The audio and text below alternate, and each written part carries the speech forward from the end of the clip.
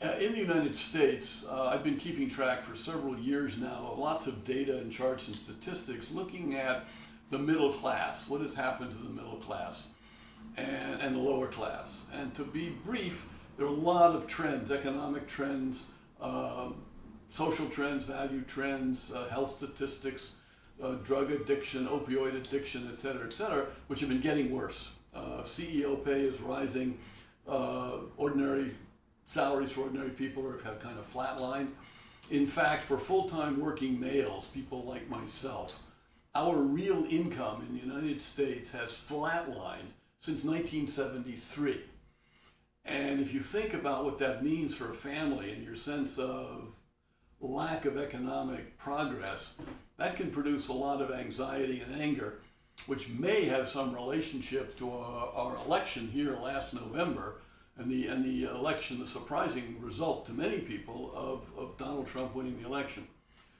There are a number of charts which show, on the one hand, the concentration of economic power, fewer and fewer companies having dominant market share. That's been going up. At the same time, the labor share of our earnings is going down. Sorry, I'm looking at you from your point of view. Labor share is going down, concentration is going up.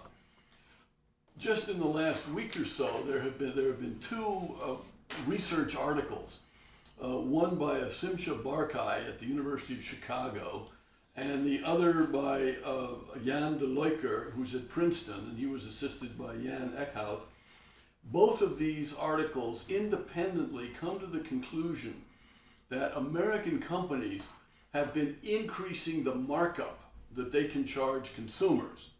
In other words, their basic marginal cost may be here, but instead of pricing, say, 5% above marginal cost for a 5% return, Professor de Leuker says that by 2014, they've had a margin of 67% over and above cost. So that's money coming into the corporations.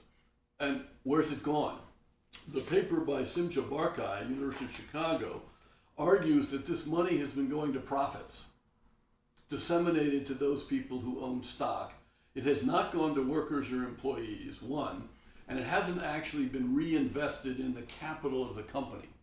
So we have a machine here which is basically transferring income from a broad mass of consumers to a much smaller group of people who own stock, who could participate in the profits.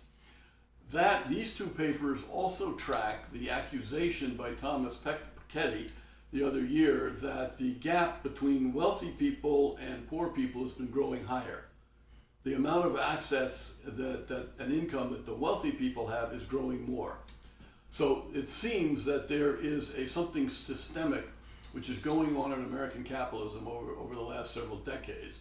The question is, can we prove it? What is it? And then, more importantly, what's the remedy?